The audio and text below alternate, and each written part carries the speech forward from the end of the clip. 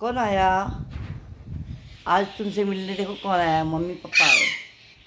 ये हनी के mummy papa है। और हम लोग को ये दोनों बच्चे इनके पास से ही मिले यहाँ पर।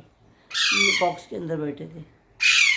इनके ये बच्चे हैं दोनों, हनी और बनी। ये है हनी और ये है बनी। ये बहुत छोटे थे, आज 2 महीने के हो गए ये। क्या हुआ? कहाँ जाना है? देख मम्मी चिल्ला रही है, देख मम्मी पापा चिल्ला रहे।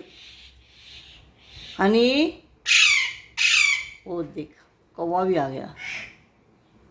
कौन आया है? आज तुमसे मिलने कौन आया है? कौन आया? देखो मम्मी पापा देख बैठे यहाँ पर।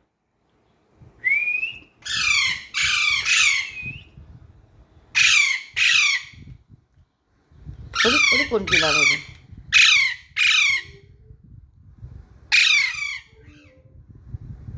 हनी, बनी।